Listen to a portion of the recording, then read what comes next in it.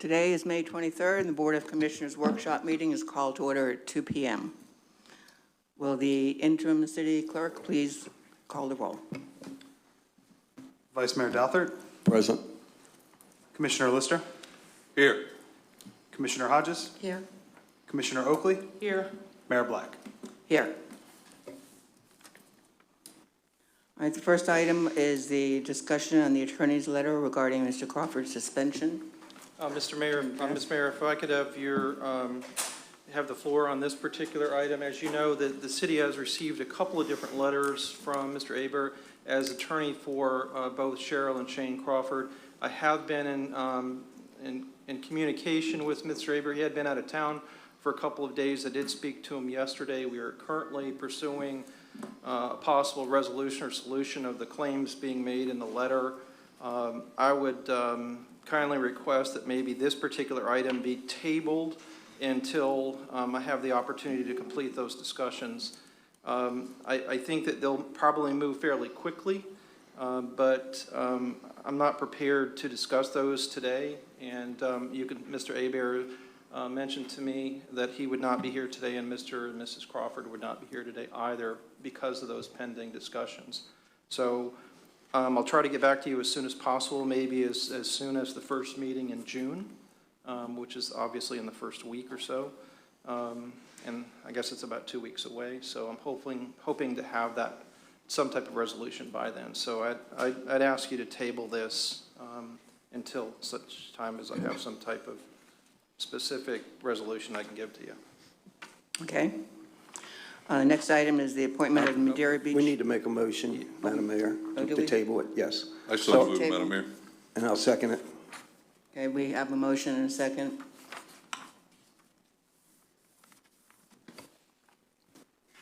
Commissioner Lister. Yes. Commissioner Hodges. Yes. Vice Mayor Douthert. Yes. Commissioner Oakley. Yes. Mayor Black. Yes. Thank you. Thank you. Next is discussion of the appointment of Madeira Beach Commission member to the Big C.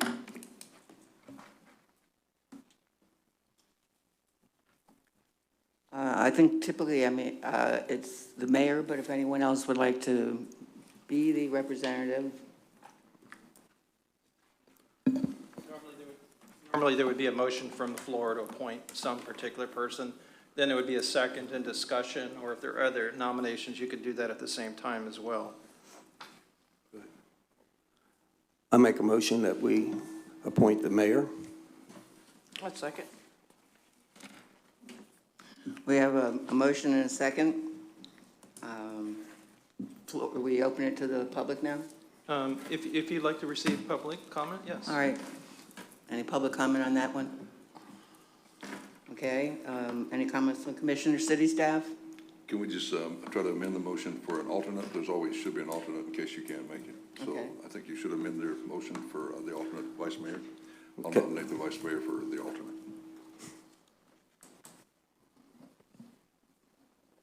Second.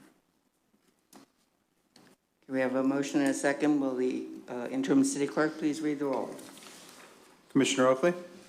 Yes. Vice Mayor Douthert. Yes. Commissioner Hodges. Yes. Commissioner Lister. Yes. Mayor Black. Yes. Next is the creating bid budget and charter review committee, and I think that's Nancy Oakley. Yes, we need to put out on the website the forms for the citizens to apply for each of these committees. There's going to be a budget review committee, a charter review committee, and a bid review committee. And it was also brought to my attention that Mr. Andrews wanted to put on there, do a renewable energy, have a renewable energy group to just review what what the city's doing as far as using renewable energy, solar power and so on, in the new lighting, the ball fields and that type. So we have 4 new groups they want to bring in. Okay. Are we putting parameters on this? Like how many people we want on them? We should. I was thinking like 5 or 6. I was thinking just evenly divided, however we want to do it. I think each district should be represented. Excuse me? Evenly divided, each district should be represented. 5 or 6 is good. But I just don't think that we should get everybody from all of District 3 or District 4 or District 1 or District 2. I think it needs to be evenly distributed. So I think the applications that we get should reflect that. Okay, so we look at 4 to 8, 4 or 8? Nancy, Or I'm okay do you with want to 6. look at like at least one member from each district and then 2 from, If Does that they work? wanna serve, because a lot of our residents, obviously live in District Number 2, and that's fine too. We'll probably get a few from there, but yeah, as long as we have one from each district, I'm good. We can okay. Okay, so we're going to make it where there's going to be, well, each district will be represented 1 through 4, and then if we're going to have 6, then we'll have like 2 from any other that we choose to. I'm good with that, yes. What happens if we don't get applications from each district? Then what I'll are we go going find somebody from my district. Okay. Go find somebody from yours, get somebody, tell them to get up off of it, and if they want to get, involved here, let's get them involved. Find Okay. somebody. And then once we get those applications, the board makes the decision who Yes, we ma'am. choose. Yes, Madam Mayor. On the Charter Review Committee, is that going to be considered an ad hoc? Because they're going to be working with the city charter, and minutes would need to be taken and so forth. Correct? I think they all have to be. All of them have to have minutes taken. Right, They all they all- got to be held here at the city and have someone take. It's going to be like the planning review, the planning board. They're all subject to sunshine laws. Mayor, may I jump in here? The committees that you're talking about, they really need to be appointed by resolution.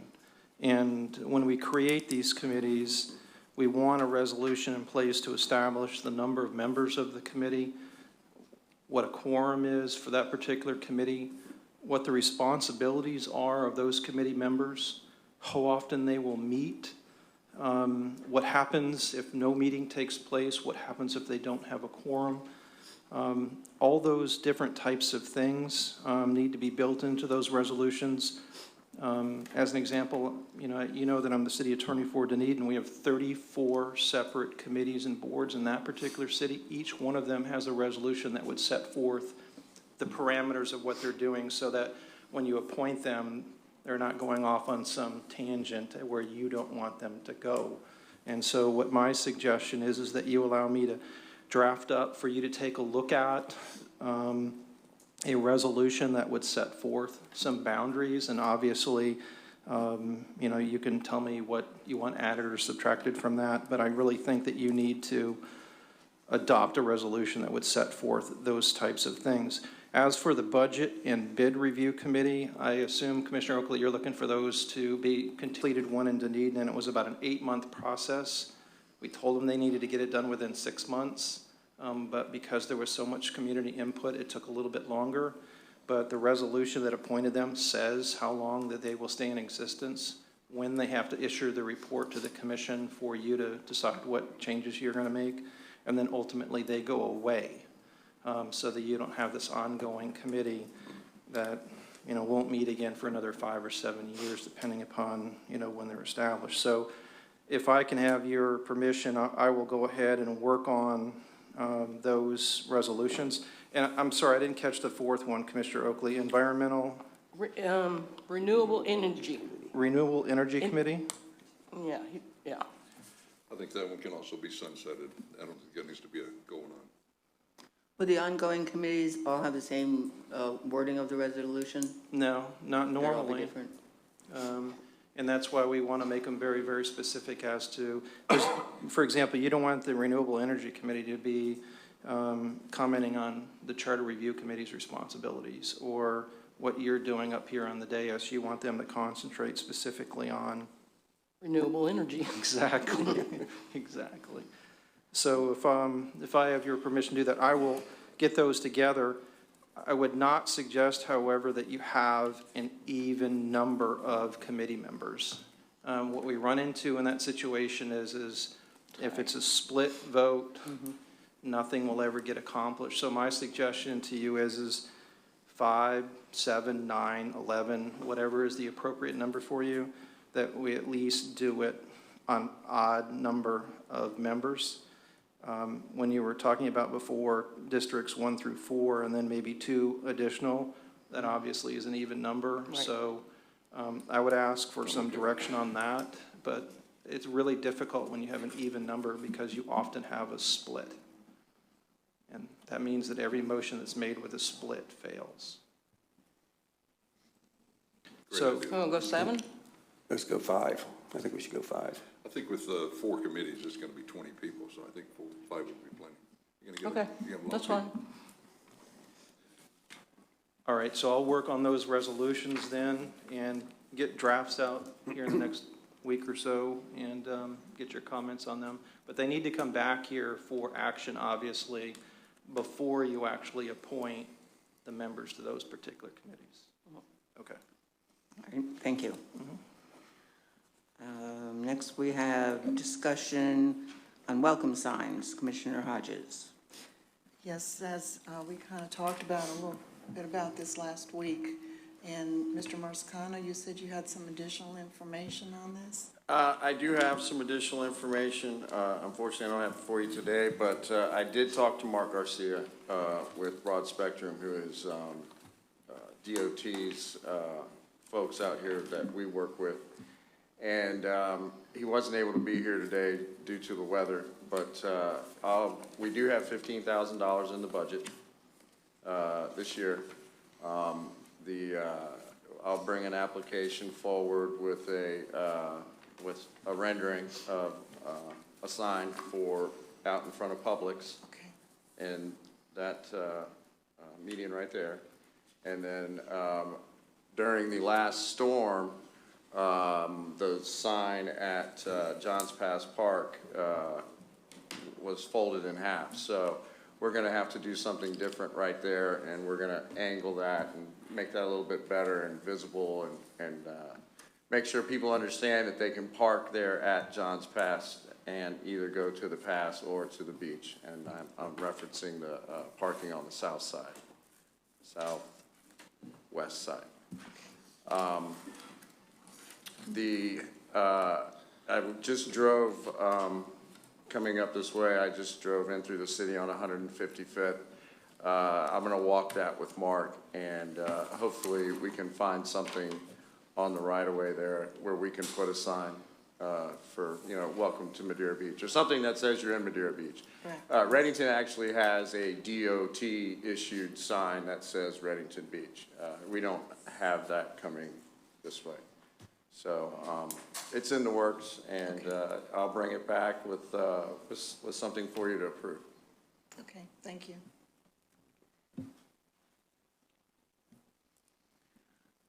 Next, we have discussion on the interim city clerk salary.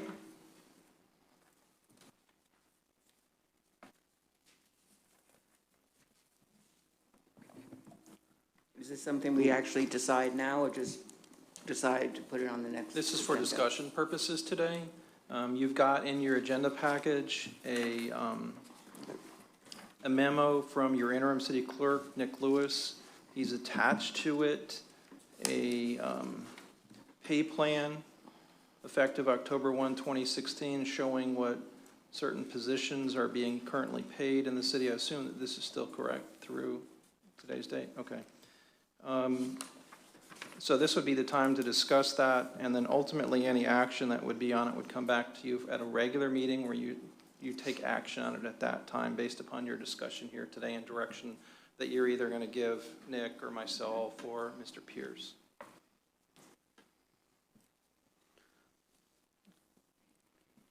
And I don't know if anybody over on that side of the table over there can explain. Nick, maybe you can tell the commission where you're at right now, pay scale. Is that what you gave me, Nick? What Nick gave me is he's making $47,000 a year right now. The baseline for a city clerk is $66,560 a year. So we have that range to look at, to see what we want to do, where we want to move Nick to. He's doing all the city clerk's job at this point. My concern is taking him up, and then, once he's not the city clerk anymore, bringing him back down. I would like to take him to a point where we can raise him and leave him. I was looking, from playing with the numbers, I was looking in the $5,000 range to increase his pay by that, and then leave him there even after we hire a city clerk. So that's just kind of my recommendation. I think the rest of you need to play with the numbers and see what you feel about that. Well, I broke it down by the hour. Okay, so does it work out the same way? Well, I figured about $4.50 per hour increase. Okay. I don't have my calculator with me right now. Actually, that's about what I came up with, too.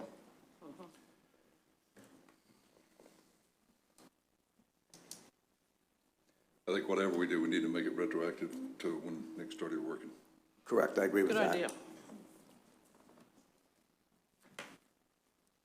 All right, so that will go on the agenda for the next meeting to vote on it then? Well, do you want to give us direction as to where we're at? Because I've heard a couple of different things now. If you don't want to tell us specifically, I mean, obviously, it does need to come back as to a motion to be made. But are we looking at the $5,000 mark, an additional $4.50 per hour? The $4.50 an hour comes to almost $10,000. Oh, 10,000. Yeah. Oh, It's 9,360 is what he came up with at the 450. I like you, Nick, but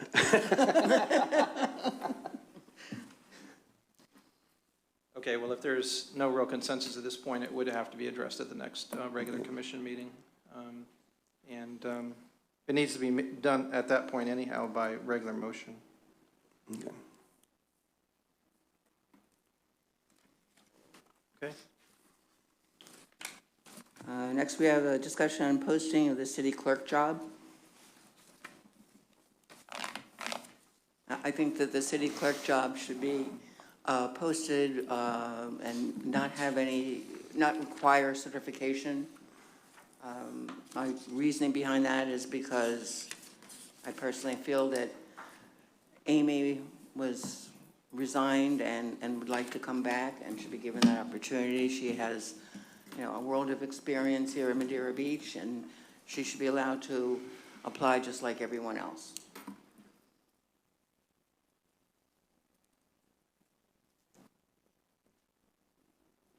then again, she's going to have to get the certification also.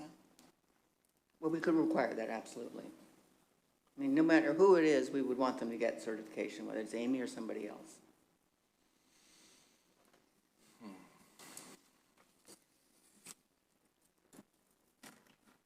I kind of think we need to get somebody with certification in here. I agree. I think we need to have somebody that's already certified.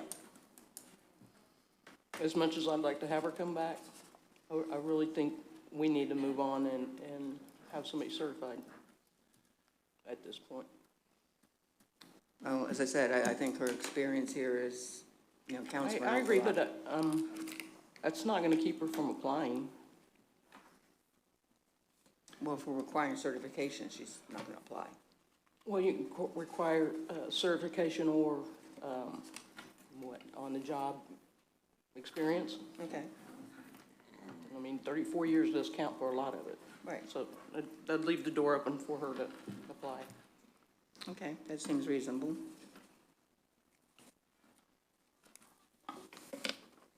Do you want someone in particular to draft the advertisement? Whether it would be the acting city clerk or the budget director or the city attorney to prepare that? I mean, because we need to agree on what that language is going to be when we're actually advertising it. Who normally would do that? Normally, I think the city manager did it in the past. Nick, do you know for sure? Because I don't know. I don't off the top of my head, no. Okay. Maybe it was Vince. It probably was Vince, since he was HR. So maybe what we would do is ask Mr. Pierce you would ask Mr. Pierce to handle that? Would you all feel comfortable with that? I think that would be good. Prepare the ad? Okay. Okay. So we have a job description for the city clerk on file, right? We definitely have the job description. Right.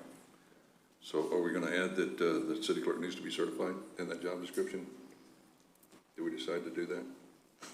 Well, and didn't you say, or some relative experience? Applicable, Again, I Applicable think if the city job clerk should be experience? certified. We Or fired, applicable job experience? the last two city clerks we've had have not been certified, and they're obviously not here anymore. So I think if we're gonna get a city clerk, we need to get a certified city clerk. I agree. Absolutely. So I think that should be put into the job description at the city. I've been through a city clerk, search, and obviously the one that we hired, gender didn't pan out. And so certification, I think, is something that we need to do if we're going to change this direction of the city.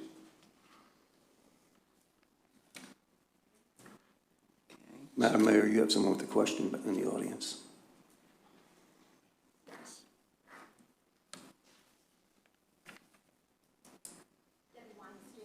Can you pick up the microphone, please? It's not, Click it on.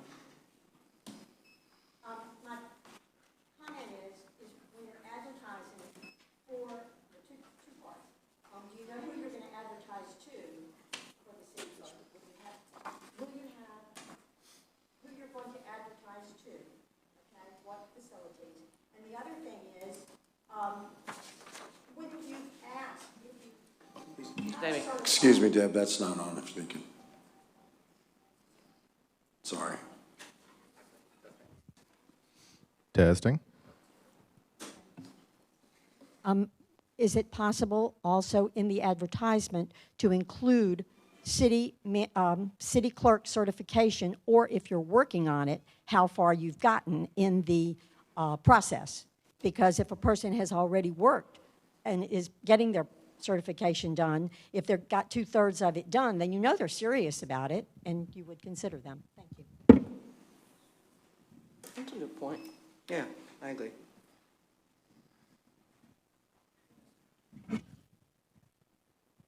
Steve Kochik, 15301 2nd Street, East Madeira Beach. Amy was given a severance package when she left. What would happen with that severance package now? How would you deal with that? Is there legal restrictions, her coming back? And in 6 months, a year, you give her another severance package? This could set a precedent for other employees, which I think should be addressed now before you even start it.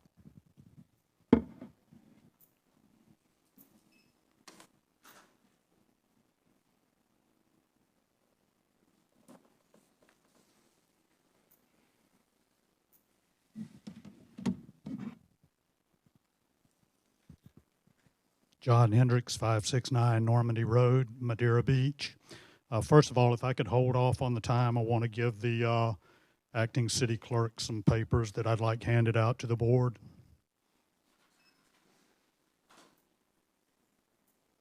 I'd like those distributed to commissioners and staff.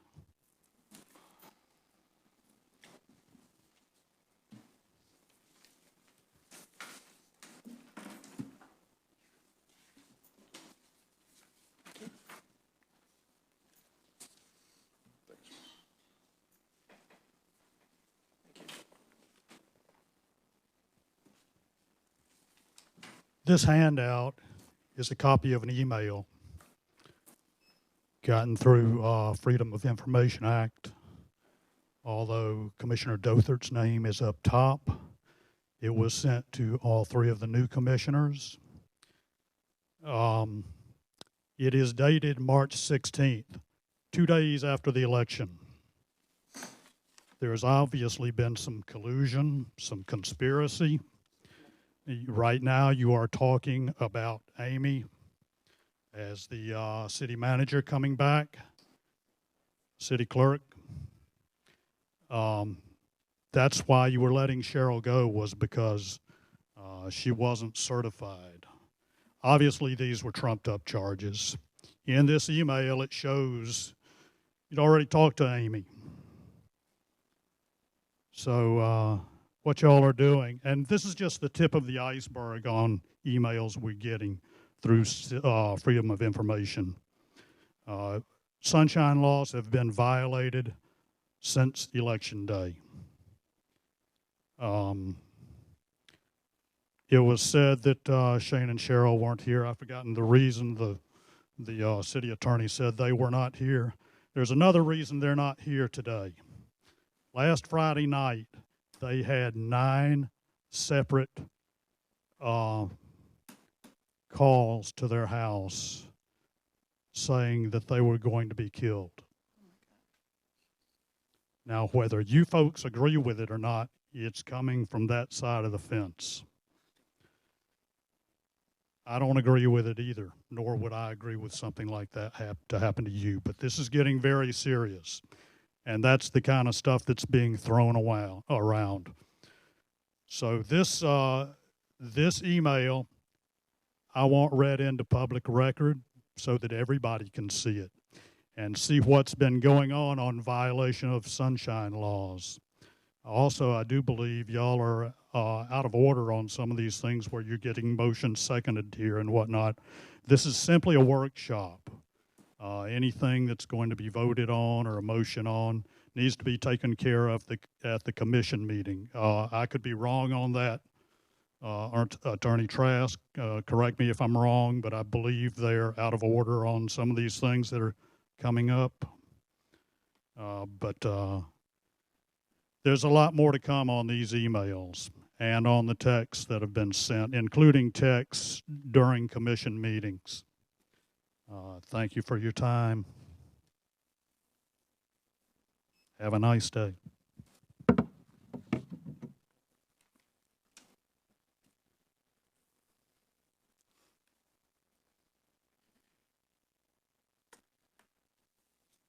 right, moving on.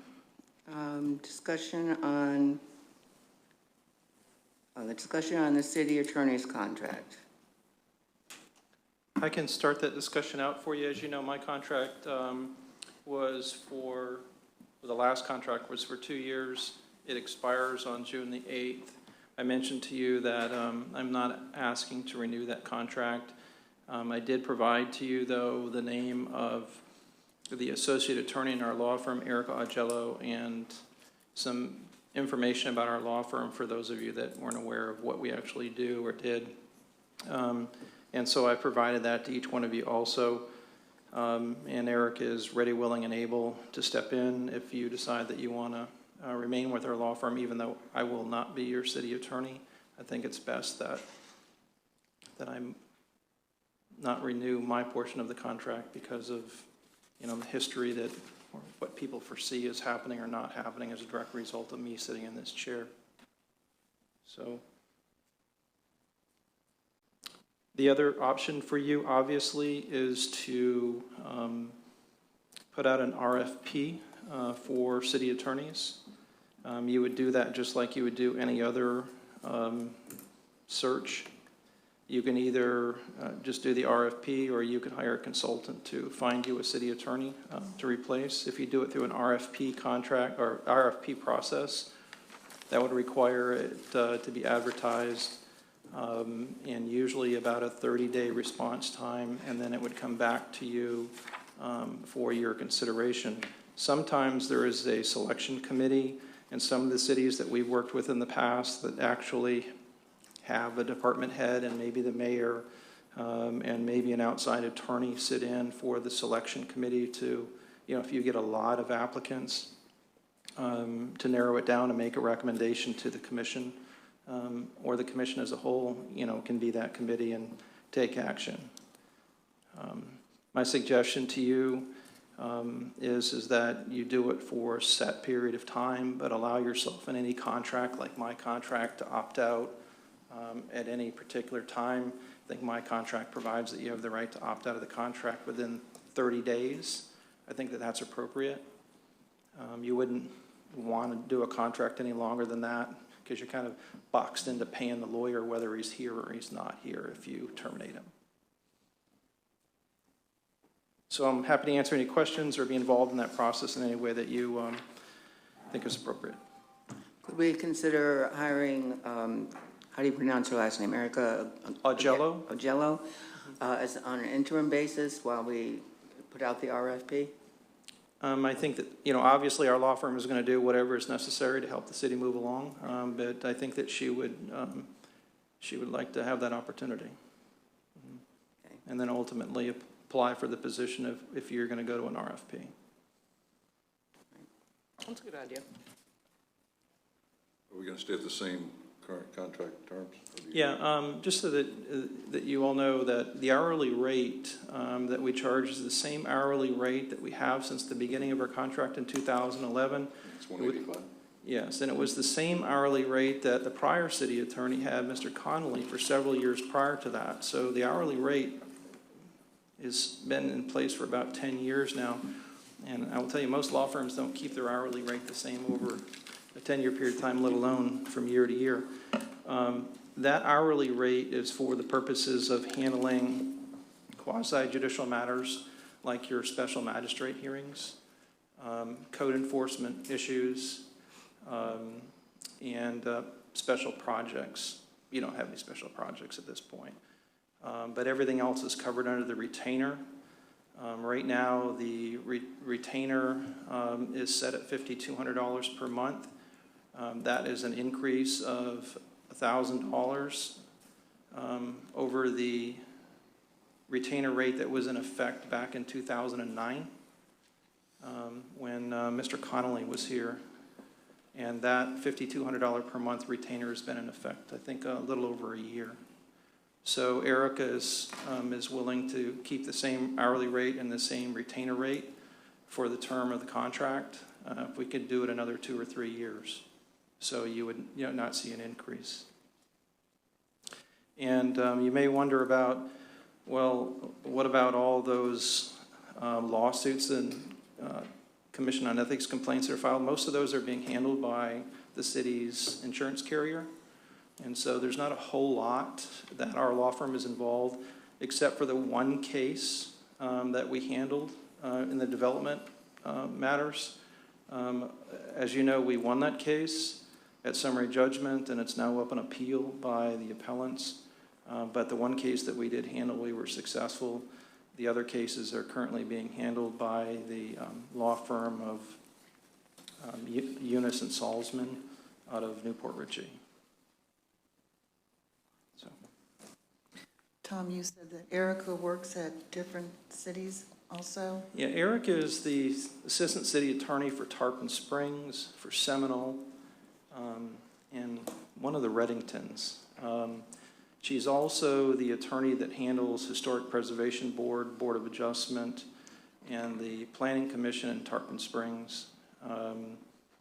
And she is one of the lead litigators in the law firm, works for the Florida League of City, and our law firm represents municipalities from basically Hernando County all the way down to Everglades City.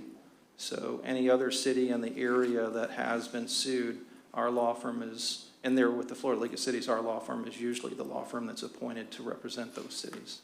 So our meetings that we have would not interfere with the meetings she has with the other cities? You'd be available? She will be available. There are no conflicts, and we made sure of that before we suggested that she apply.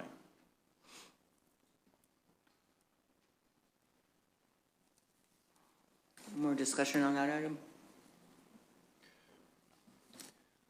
Okay. Next is the discussion on appointing an acting city manager.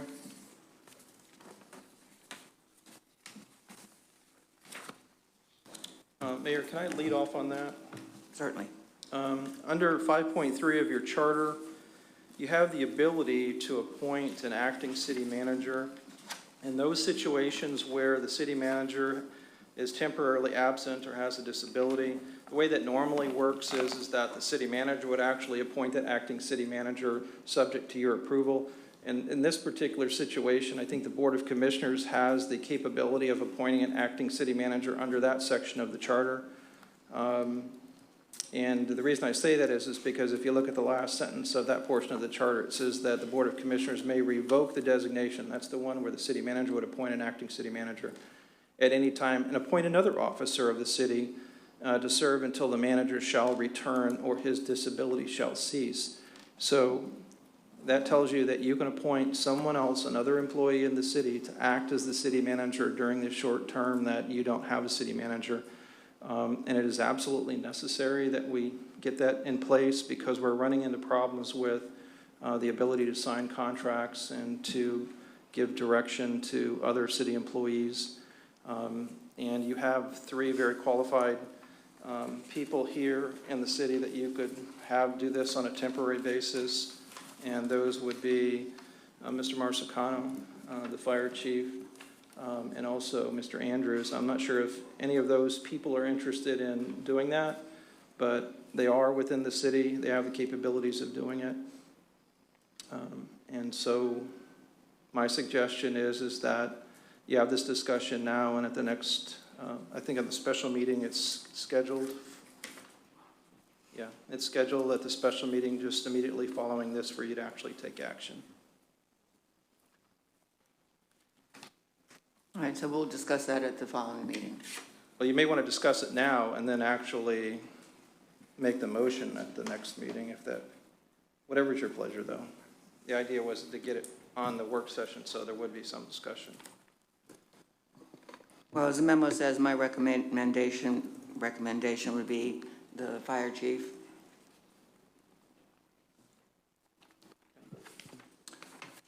I have to disagree with you, Madam Mayor. I think the fire chief has a lot to do, and that has a lot to do with the safety and the welfare of the citizens of Madeira Beach, and I don't think that the fire chief needs the added responsibility of running the city.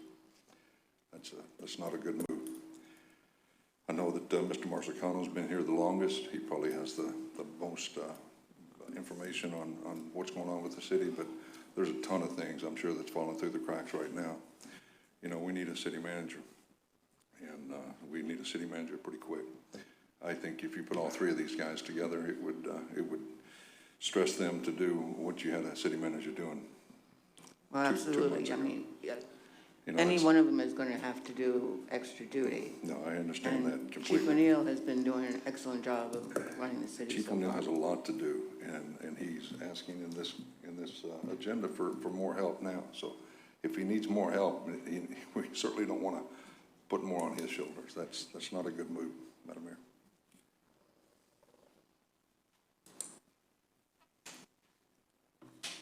Well, it kind of seems to me like the other directors have already appointed him, basically, or they're looking up to him to, and he's already pretty much doing it now. So I think he's done a great job at it too. Exactly.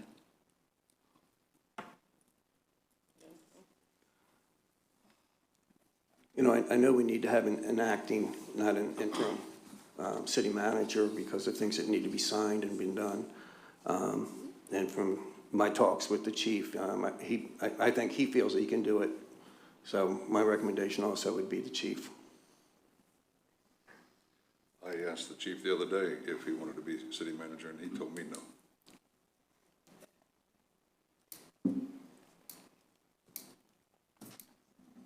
I think you're a great fire chief. I really do. But I know this is going to put a lot of stress on you.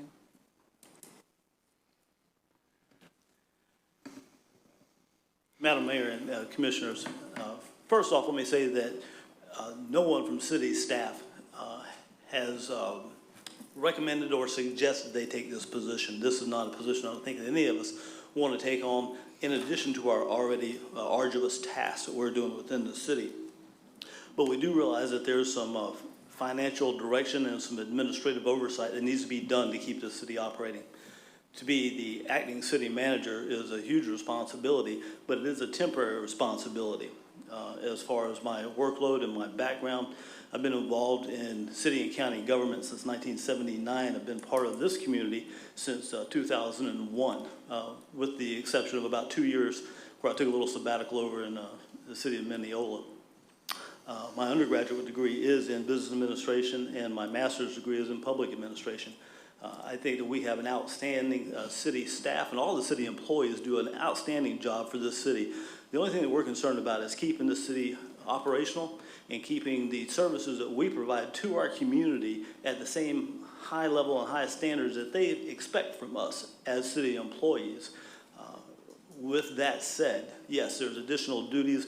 Any one of us could probably do this job, but it's going to be an additional task on any of us.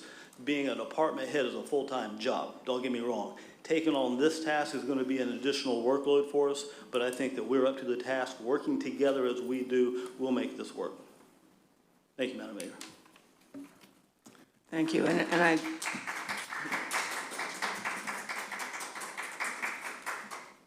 I can't thank you enough for everything you've done so far, and based on that, that's why I make that recommendation. But we can make that decision, I guess, at the special meeting. Yes.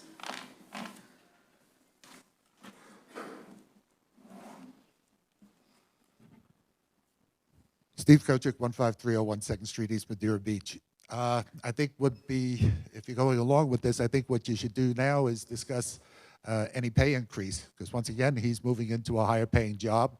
He's wearing two hats, and I don't think it would be fair to assume that he's doing this out of the goodness of his heart, that he should be compensated. Past Mike Maximo, whenever he became acting city manager, the board would come up with some extra pay due to the extra duties that he's going to have to perform.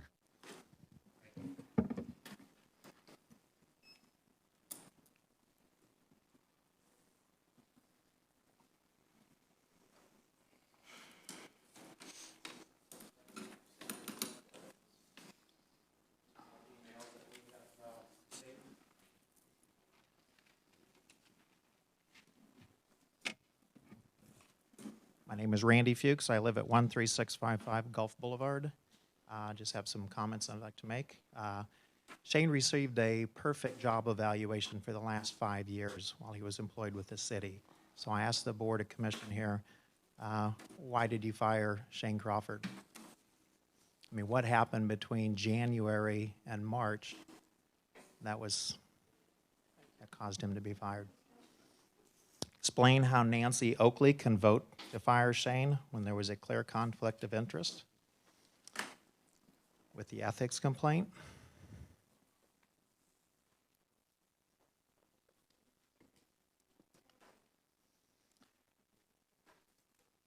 I want to go to the email here. This is serious stuff we're talking about, guys. Okay. Mayor, I'd like to know why you send the emails from a government server to your private server, to your private email address. What's the reasoning behind that? It's clear here Jim Madden has a connection with Ken Weiss in the email. These things need to be explained. And these are serious questions people ask you, okay? So why do you... So why do you respond with blah, blah, blah, blah? I mean, it says right here in the mail. As far as I'm concerned, this is nothing but blah, blah, blah, blah. These are important matters, important issues that we all want answered. And I don't think that's an appropriate answer. And then we'll get back to Shane and the 9 death threats on Friday. They also had a very graphic phone call about the person's going to rape Cheryl in front of Shane and the children. So I don't know what kind of sickos you guys have in the background working your little puppet strings, but this needs to end, and it needs to end today, okay?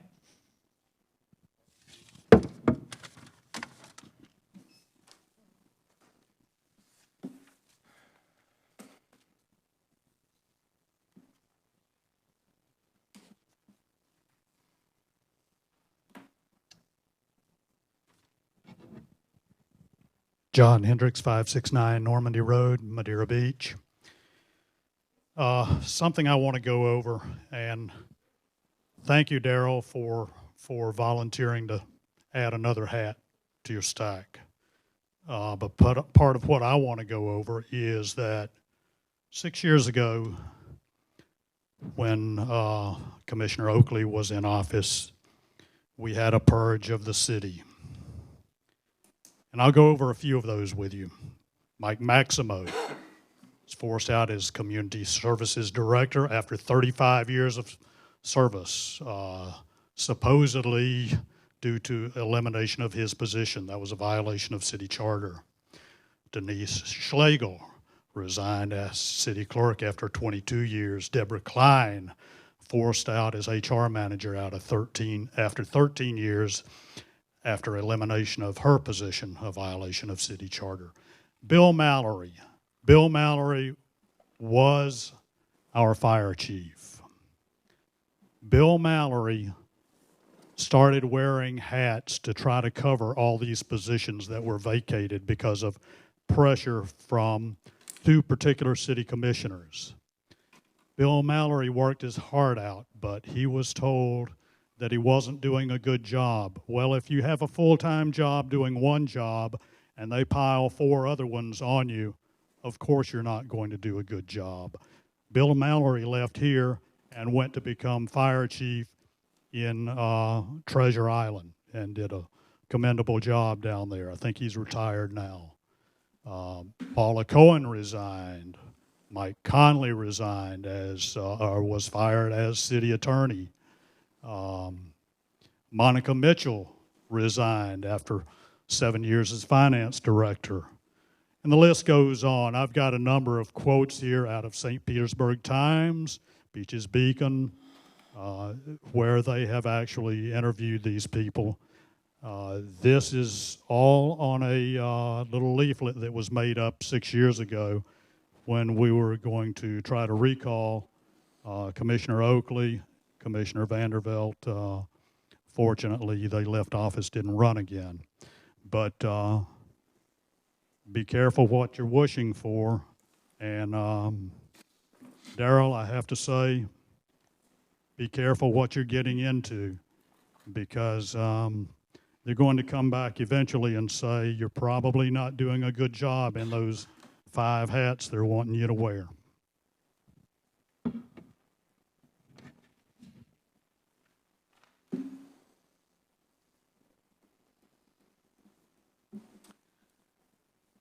Next item on the agenda is the 2017-18 tentative budget calendar.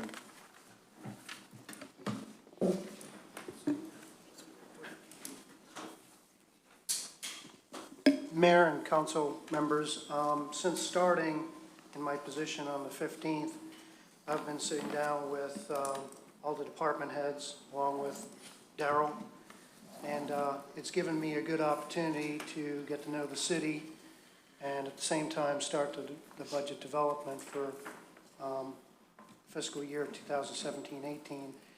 What I've given you today is a tentative calendar. It's just a guide. We can make changes to it. It's just a starting point. Couple of things in here.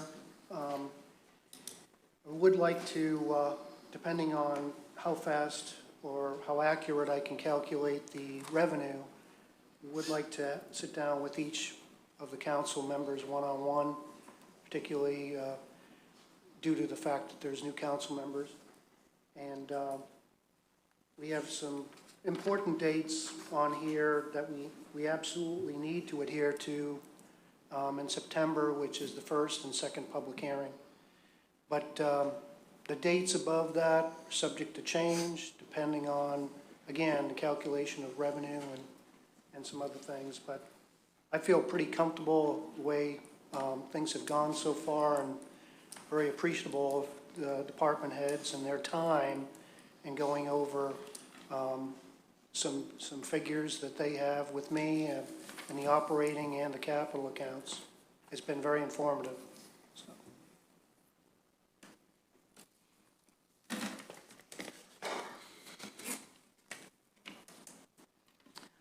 Next is the discussion of the city's banking and financial institutions account access. On that issue, our banking and financial institutions, while we made some changes based on some staff leaving, particularly the former director of finance, and the appointment of our accounting manager, Patrick Cady, to overtake some of the signature authority and access to our accounts. While our banks and financial institutions have done that, they would like to have council's approval, and basically the minutes reflecting that, just as backup for their purposes. So that's basically what that is. Hopefully, when my title is changed to Director of Finance and Treasurer for the city, some of the authority and signature and access that Patrick would have would be delegated to me, basically for separation of duties purposes.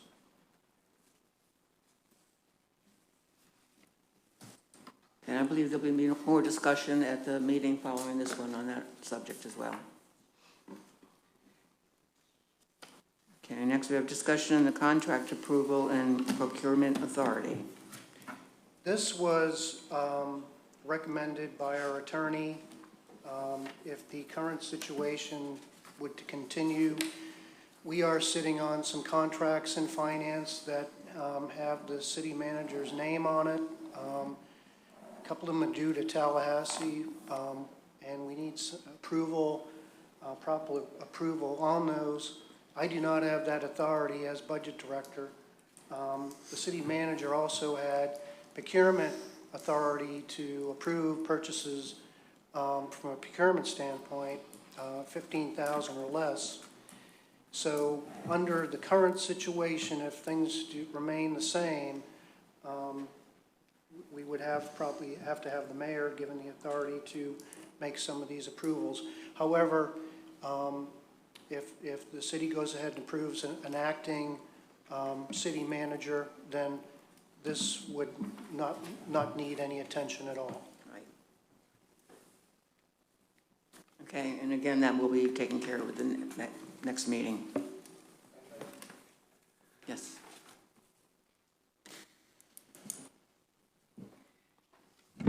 Steve Kochik, 15301 2nd Street, East Madeira Beach. I would seriously hope that you really consider not having a politician having any part with our finances. The city charter is very clear about that. When you start with anything, leave the politicians out of it. We've got a city manager, and let's remember that this situation was caused by the Board of Commissioners. So you can't create a situation and then want to change what the city charter says because you said we can't do things now because we don't have this person or that person. You created the problem. So this is, you got to think ahead.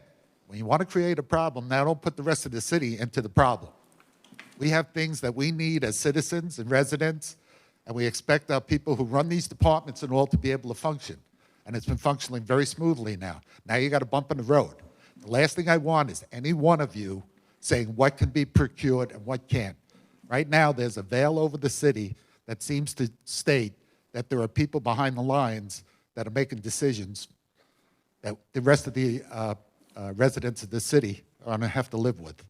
Departments need things. That we passed that under $15,000 rule for the simple state of things have to be done, it has to be bought, it's got to be done. There are certain decisions you trusted people to make. Right now, the Board of Commissioners doesn't fit into that category. I'm sorry, but you'll have to earn our trust. Maybe some of the people trust you, but right now, others don't. There have been lies that have been done and said, and then we have people come here and state the truth. So that's what I would like you to think about. But right now, leave the politicians out. You got a city manager that's going to be in. Go with that wholeheartedly and support him and the department heads. And don't go near having a politician deal anything with our finances. Thank you.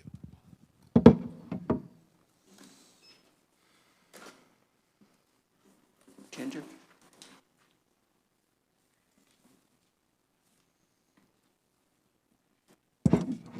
Hi, Ginger Tolliver, 814 Bay Point Drive, Madeira Beach, Florida.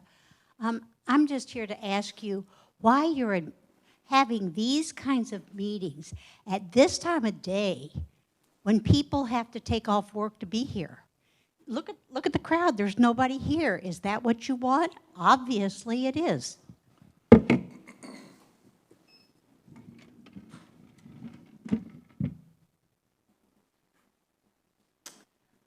Next, we have the discussion on the contract, no, I'm sorry, discussion on the state appropriations for the ball field lighting.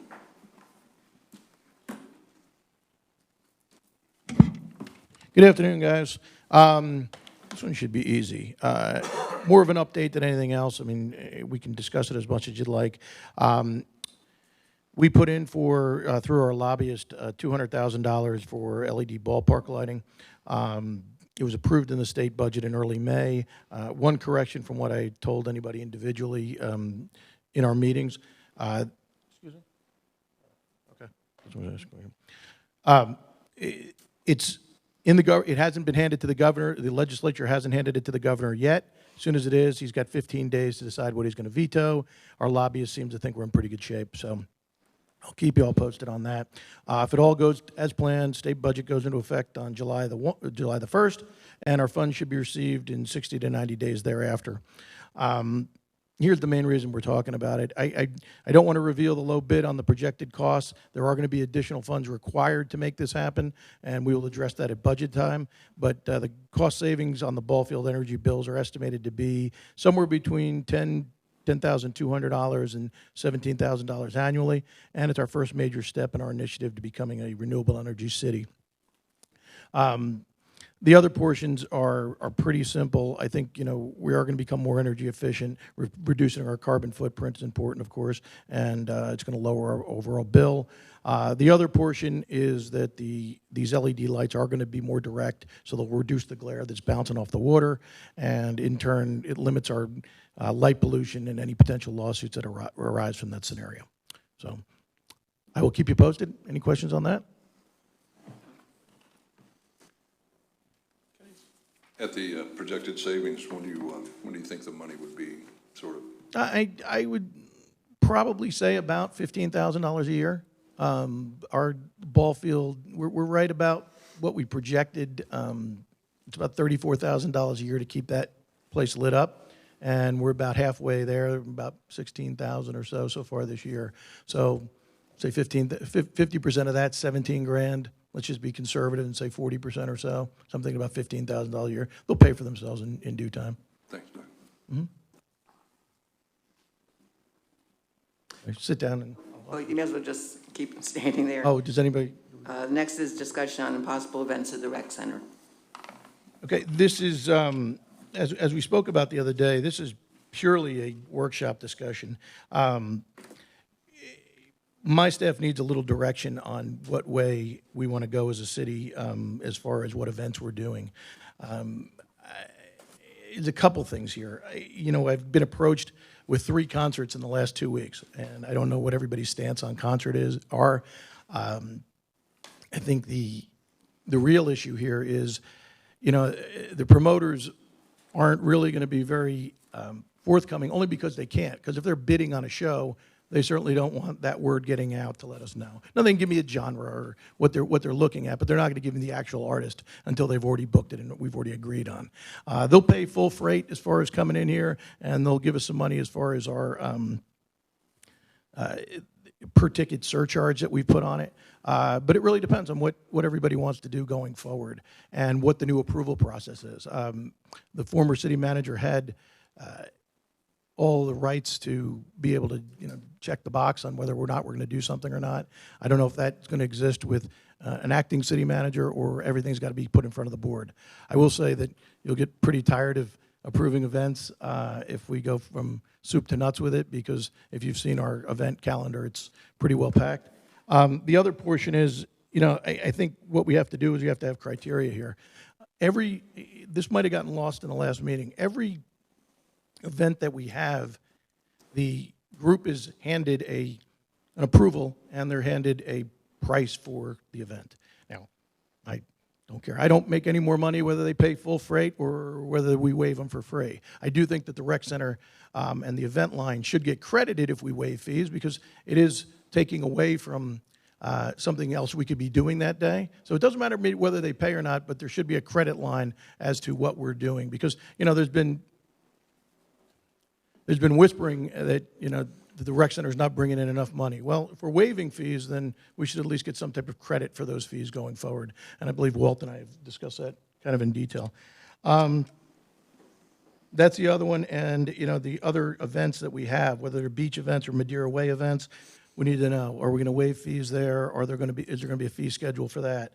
John's Pass, you know, for the Seafood Festival, what's our plan on that? They are a nonprofit. Are we waiving fees? Are we going to charge them certain fees? Again, a lot to discuss on this. I just wanted to bring it up and kind of take any questions that you all have. What I asked Doug for when I talked to him earlier today is, you know, they're asking us to vote on something. I have no idea what I'm voting on here. I don't know what we're charging, what we're not charging, what we're giving away. I have no idea. I'm asking for something that says, if we do this type of event, this is how much we charge. You know, this is what our normal fee would be, this is how much we would make, et cetera, et cetera. You know, how can we sit here and vote on something that we have no idea of what's going on? If we're making money, if we're losing money, you know, if, I don't see the, you know, how we can, you know, make an intelligent judgment on this, you know, and I understand from talking to him that, you know, he might charge Plan A for this concert and maybe Plan B for this other concert. But we don't know what Plan A or Plan B or Plan C or D is. I don't know if it's $1, $100, $1,000, or $10,000. That's what I'd like to look at and be able, so I can make an intelligent judgment and vote accordingly. That's just for the concerts, though. Everything else is in the, Everything, all the fee schedule. I don't know what Plan A or Plan B you're referring to. I just said Plan A or Plan B or whatever. Well, I just want to be specific. This is, you have copies of the schedule, the fee schedule. This is not, I don't make these up. I've never seen a copy of the fee schedule. well, it's published. Changed over the last 5 years because I got, you know, every red line that's on here is. There you go. That's the fee added schedule. cost. You know, we're changing the city center room to $135. The city. Okay, like I said, I've never seen a copy of that or never been given a copy of that. That's just a shame. That is a shame. I'm sorry. Nick, you gonna get him a copy? Thanks. You know, that's one of the things that I was going to bring up that has changed over the past 5 years. That fee schedule is just blown up like a balloon. It's huge. It's really it's a moneymaker. And that being said, the city of Madeira Beach is not in the business to make money. We're not in the business to make money. We're in the business to take care of these folks right here. That's what we do. And to have things on that field that break even is making money from Madeira Beach because it makes them think about Madeira Beach. It brings them back to Madeira Beach. There's a ton of things that you can't see that people come out here and they go, wow, this is really a nice place. I've had several people contact me about the field since we've redeveloped them and the bandstand and just the whole area. I've had people that do weddings out there. I go out there and talk to them while they're doing their reception. They say, this is an amazing place. So it's just, there's a ton of things that you can't put in the money category that we do out there. And Doug's been doing it for 4 years now? Only 2.5, believe it or not. Seems like 4 almost years, doesn't it? Yeah, it sure does. Yeah. Sure does. Doug's been doing it for 2.5 years. And again, this fee schedule, which I'm sure you're going to get a copy of after this meeting, there's a red line where we changed it during, I don't know, the last 2.5 years. And the fees that we put on there have just been astronomical. I mean, a lot more money has been made by the rec center. And I think Doug's right. If you're going to make everybody, you know, tit for tat, let's give him some credit for the ones that we have waived. Because I know we waived, you know, John's Pass Seafood Festival. Seriously, that's the biggest festival in the United States. I'm not talking just Florida. It's the biggest festival in the United States, folks, and it is huge. People come on their vacation just to go to John's Pass Seafood Festival. It's worked for 30 years to start that reputation, and they give back to the community tenfold. It just it's a wonderful thing, and for us to make them start paying that $25,000 or $30,000 that they think is parking, I think that's stupid. You know, that's just taking goodwill and throwing it out the window that we've been storing up for 25 or 30 years. So, you know, you can tear this thing down and what you have in 2 months, but it's going to take a long time to build it back up. Thank you. Do you know when that fee schedule was last revised? The one I have was revised. 2016, I believe, or something. The fee schedule is approved with every budget. Yeah, every year. Oh, okay.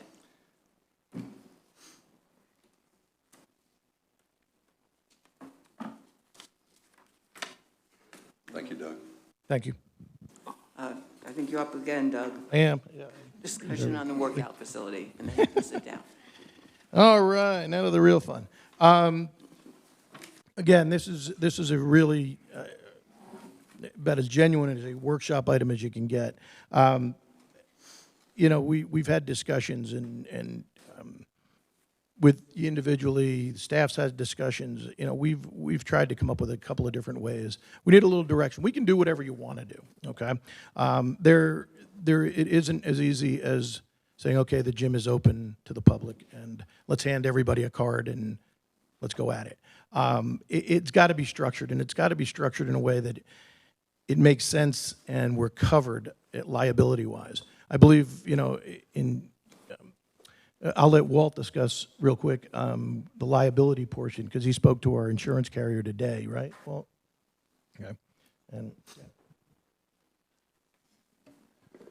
I happened to have to call our insurance agent so that she could provide some updated insurance figures, particularly workers' comp, which on a positive note, she said is going to decrease about 4%. But on the issue of the workout facility, she was aware of it. She says right now there's no extra added insurance cost to that facility. However, and she used the word loss prevention and careful planning of that room. She did say that, you know, if claims start in there and something happens, that would increase our whole insurance package. So, you know, she just wanted us to proceed with caution, and the more people basically that you offer that room to is going to increase your risk. And that's the bottom line that she conveyed to me. you know, and there's, you know, since it's budgeting time, it's a good time to speak about it too, because we terminated the contract of the group that was in there, and for various reasons, and there's no reason to get into it now. But they did take their equipment, a lot of their equipment. The gym is pretty bare bones to what it was just a few months ago. Are we going to go and buy new stuff? Are we going to staff it? I know there was some discussion about volunteers. You know, I don't want to interject my personal opinion on it. I think that that's a huge safety risk if we have volunteers in there and somebody gets caught underneath a weight bar or something like that. Are we going to call the firehouse to have chief pick it off of their chest? You know, I think we have to be really, really careful about this. And I also think that, as we discussed earlier today, getting an attorney to really dig through this and see what the options are for this. I'm all for doing it.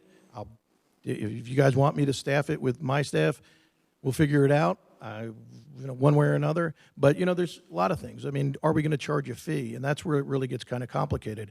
I guess we've been told a couple of times, well, it's the taxpayer's gym. Totally agree. I'm a taxpayer too. Awesome, right? But, you know, it's not really offered at other communities like that.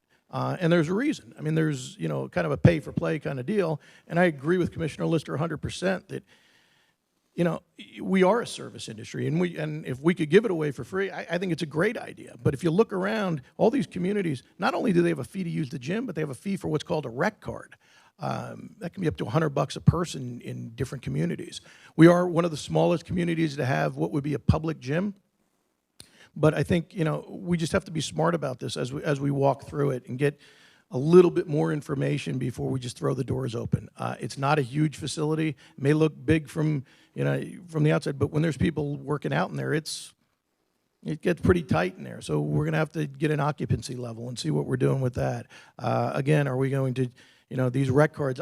You know, originally when we opened up the newer portion of the rec center, people came to me, and when I went on these tours of rec centers, they came to me and asked me about, oh, are we going to have one? And I thought anything that discouraged anybody from coming in the door was a bad idea from the jump. And I don't think it's a good idea now to have a rec card. I just think, you know, maybe a nominal fee for people to use it, just so they respect the equipment, they respect what's in there. Turn things into free, it kind of gets a little crazy. But again, that's just a personal thought. Okay. You said something about giving us a breakdown of what's in there. Inventory? In inventory, no, yeah, I haven't gotten around to get you an inventory yet. Did I say that this week? I apologize. I'll get you an inventory if it's in there. My apologies. And didn't they resign or, opt out of their contract? We didn't terminate them. The way that it worked is that they requested that the contract be terminated. Okay. And it was, in fact, the consent was there, it was terminated. They were requested to pay what they owe the city. And there was a little bit of communication after the fact relative to some outstanding invoices, which, is not an issue for today's discussion, but they are no longer in there and they did take on all their equipment. But it was as a direct result of them asking that the contract be terminated.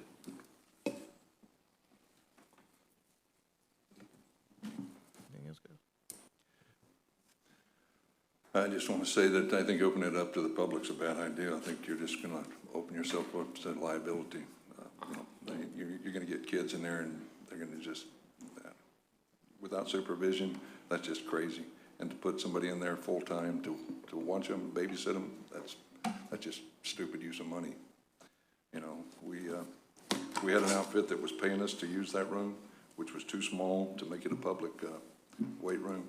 And they obviously decided that they didn't want to do it, but we were making money on it, and now it's going to cost us money. So if that's the direction that we want to go, if we want to start spending more money, we can certainly do that.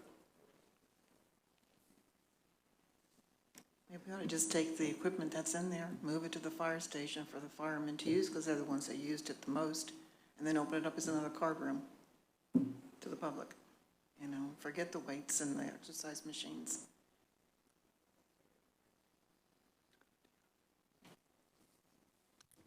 Well, my suggestion would be to leave it off the June, because I think we got a lot more work to do as far as research on it and try to figure something out. I don't want to make it a dead issue unless you guys do, but I think we have to really, really dig down, and I got to kind of put some cost to all of these expenses that we're looking at going forward. There's somebody brought it up today. There's an option of paying somebody to actually run a gym out of there. Giving in residents a special rate or something like that. I don't know. I don't know if that works either. But you're right. There's going to be costs that's going to be associated with this, whether it's just in equipment, upgrades in software. There's also has to be a specific cleaning contract that's outside the city contract for the cleanliness of a gym. We found that out the other day. So let me do a little more work on it. Let's just table it for a while. Maybe I can bring it up at another workshop, if that's okay with you guys. I think that's a good idea. Okay. Yes. Are you finished, Doug?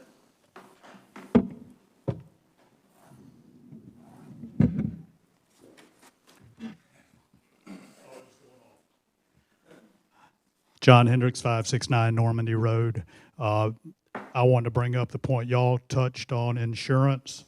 The insurance policy that we have for legal fees has already been burned up $100,000 because of the lawsuits from Madeira Beach United and several other going-ons. Since we're coming to budget time, you need to really increase that, because there's going to be a lot more lawsuits flying. Mr. Carnes has a valid contract with the city to go ahead with his project, yet Madeira Beach United is going to be suing over that. I'm sure if that's the case, Mr. Carnes will probably be suing the city over his valid contract. So you need to really increase that policy to kick what we're covered by on insurance costs, and I got a feeling you're going to play heck getting a company to cover us. But we're between a rock and a hard place with all that has gone on. This city's in dire straits.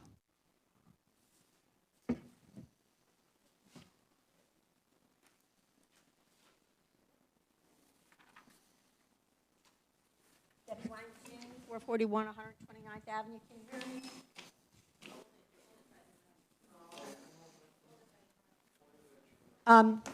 You can hear me. I'd like to get back to what was on the agenda, please, which was the events. And I had mentioned, I commented to the new budget director, Pierce, my concern over the general fund where recreation came in, okay? And I'd like to just make sure, and I'm sure that everybody's very aware of it, when you're looking at what's going to happen with events, with anything to do in recreation, that you clearly review last year's audit, okay? Which on the general fund shows all of the revenues, okay, that are given to that the city gets, okay? Under the expenditures, there's, first of all, under the revenues, there's no indication of any money that comes in from the rec department. I know that it's dispersed lots of different places on this revenue section, okay? But before you go and make any recommendations as to what you want or anything, we really need to know where the revenues came from, where all the revenues came from, and it needs to be trailed back because the expenditures section of this general fund audit that was given to us by the auditors does show that the culture and recreation does show a deficit, a total deficit. It's not a whole lot, but it is $138,000, okay? So when we start to look at what we want to spend our money on, we better be really, really careful and be able to trail everything back, and thank you very much.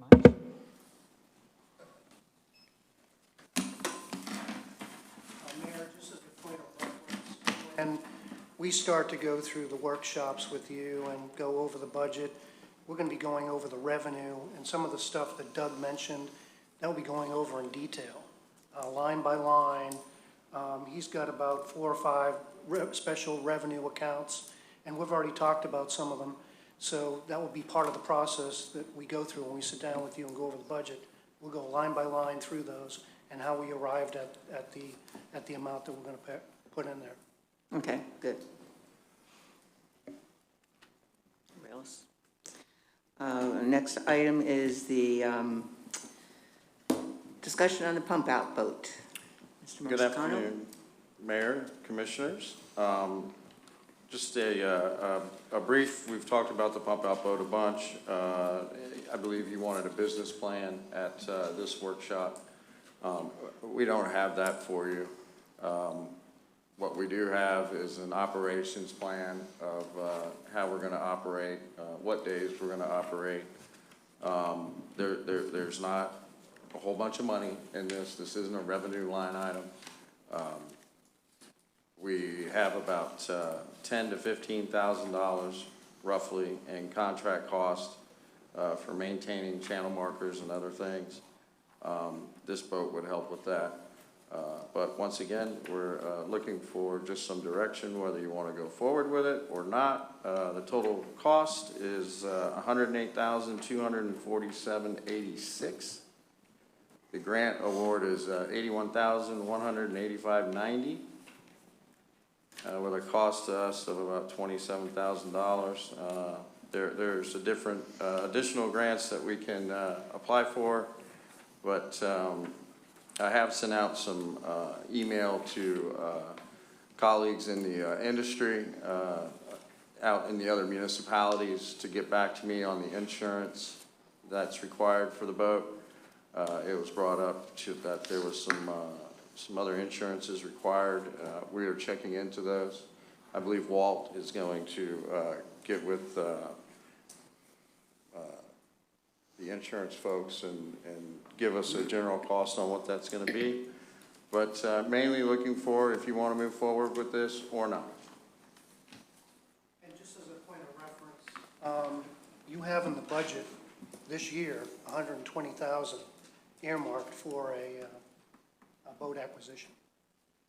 Just so you're aware of it.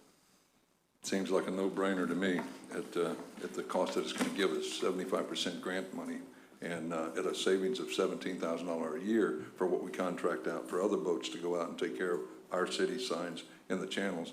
It's going to be paid for within a year and a half, and then it's going to, not start making money. Again, I'm not in the business to make money here, but I think it's a prudent thing to do. If you look at our budget back in 2015, our state grants were $2,853,000. So we're getting a lot of state money. I mean, this is $75,000, yes, but they add up. They'll add up over time. We get a lot.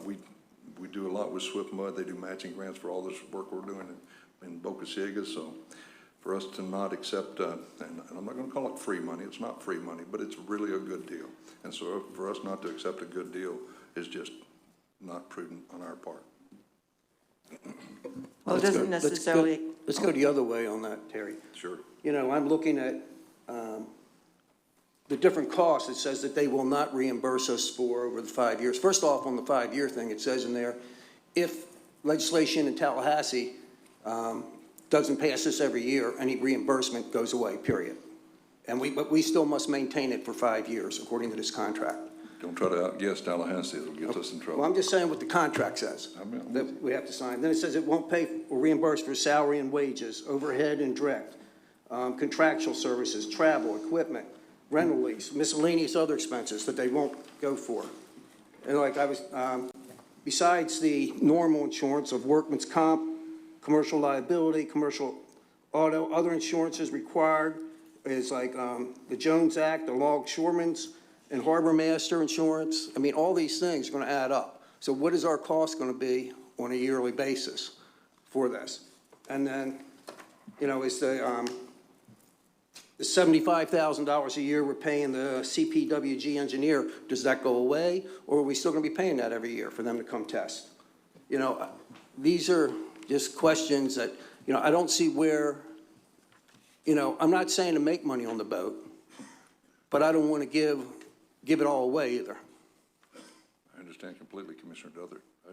I understand, but it just is a good idea for the city of Madeira Beach to have its own pump-out boat. It's a green, you know, it gets people's sewage out of our waters, and my daughter's going to be living here in 10 or 15 years when I die, and I want my grandson to grow up in these waters, and a pump-out boat makes sense. We've been working on this since, I guess, Elaine really started this back 4 or 5 years ago. So it's not like this has just come up.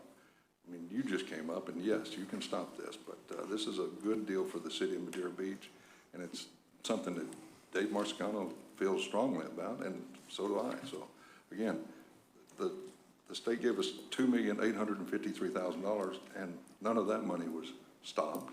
And can you tell me any contracts that the Tallahassee has entered in with the city of Madeira Beach that they haven't followed through on? Can anybody give me that information? I'm not saying they did. I'm just saying that's part of the contract, though. Yeah, I know what it, you know, Tallahassee just tries to cover their, for lack of a better word, tail. So I think if the money's appropriated, the money will be there. So that's just me. I've been an optimist for 10 years since I've been in this chair, but I'm starting to figure maybe I was wrong. Well, I understand everything. We're not always going to make money on everything, and that's fine. But I still think we need some kind of a business plan that lays out exactly what the costs are, not just throwing out numbers here and there. Tell me exactly how much we're going to save by having this boat. Well, actually, 17,000, wouldn't it? Didn't you just say that?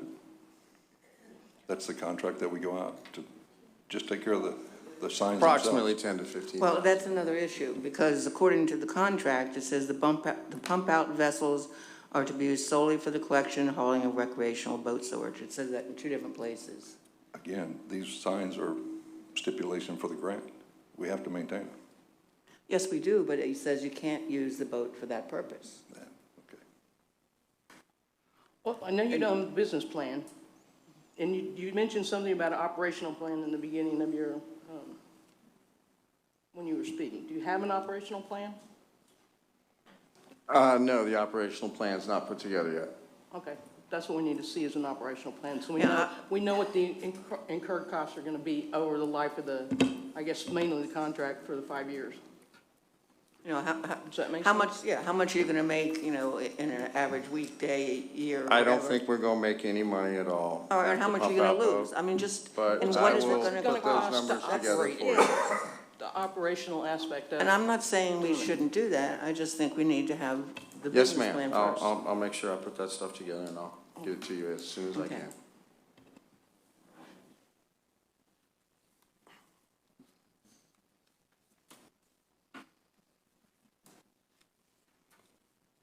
Next then is the discussion of the vehicle replacement plan.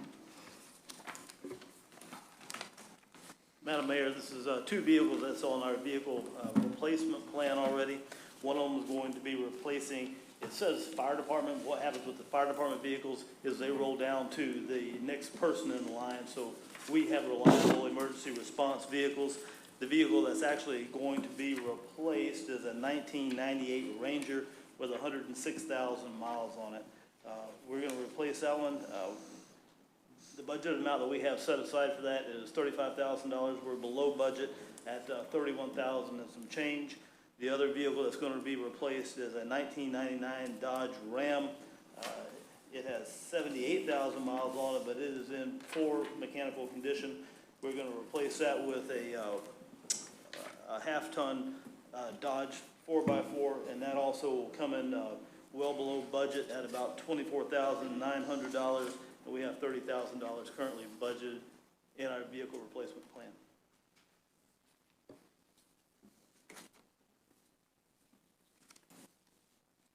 Any comments on that? I think we can go forward with that one. I have a question. Okay. Where is the Public Works one coming from? Where did you get the bid for the, let's see, it'll be 24,000 through Allen J. Fleet Sales? Allen J. Fleet Sales is the sheriff's contract. That's where we have to buy it. We can't deviate from that. Daryl tried to do that before and had an issue. So Right, you can deviate from it, but you have to go for a bid. That's what I was wondering. we bought it straight off the bid, straight from Allen J. Okay, can you provide that bid package? Because I It's see not a I bid have one for package. the sheriff in here for Duval Ford, but I don't have one from the sheriff for Allen J. That's all I'm saying. I don't think I understand. That one should come directly off of the state, the sheriff's office bid contract. We'll provide that information for you. The vehicle that we're buying for the fire department, we had that conversation where our price is a little bit lower actually than what's on the state bid price.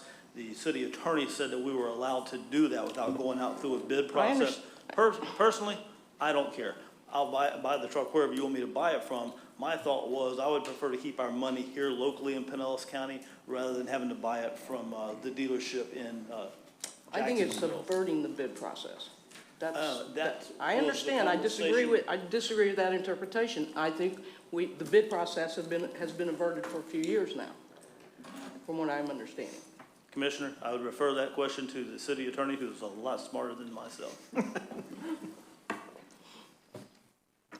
We can do whatever you want. It's whatever you want us to do. So I gave you my interpretation of the specific code provision. I don't have the code with me today, but it gives you the opportunity to put it out for bid. In this particular situation, the price came in at lower than the state contract price. So it was advantageous to you. But if you want the city to go through that process, we absolutely can. And then you can reject the bids or accept the bids, whatever they are. Whatever's your pleasure. But I think that legally, you can do what has been done with this particular vehicle in this particular situation.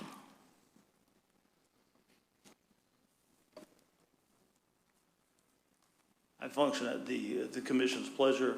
However you want me to buy that vehicle, I'll be fine with it. Thank you. All right, we'll leave that on the agenda then. Next is discussion on the fire inspector. Madam Mayor, that's me again.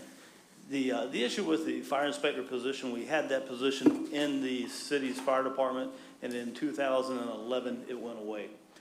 Since that time, we've been trying to keep up with our fire inspections and fire code ordinances within the city. We're falling far behind in that process. If we inspected every city, any of our commercial business within the city of Madeira Beach, it would bring us about $33,000 worth of revenue, and that's not including the benefit of having fire prevention services and pre-plans done for emergency services operations. It's something that we've been missing out on for some time.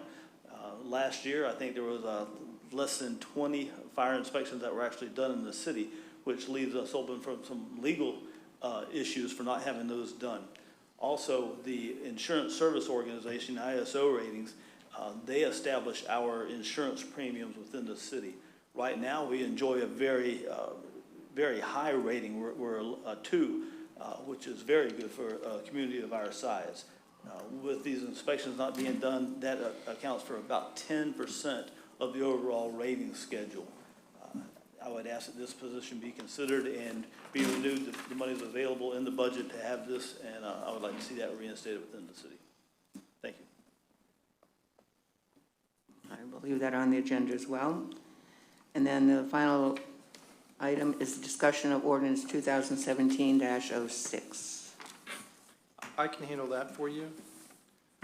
This is a revision to your code that would bring you in line with Pinellas County and 22 other cities, I believe, that are either in the process or have completed the change. There is one city I'm aware of that has not made the change. That's the city of Bel Air Bluffs. But this is changing the closing hours for the selling of alcohol, serving and selling alcoholic beverages. You remember that you had a prohibition Monday through Saturday from 3 a.m. to 8 a.m., and on Sunday it was 3 a.m. until 11 a.m. This change would allow for alcoholic beverages to be sold anytime after 8 a.m. all the way up until 3 a.m. 7 days a week. And again, this is just to bring it in line with what Pinellas County is doing. So this needs to be approved by 2 public hearings, and we'll go ahead and set that unless there's some direction from you that you're not interested in doing that. I think we probably all agree that we'll go forward with that. All right. Any more comment from the audience before we close the meeting? All right, meeting is adjourned at 3:32.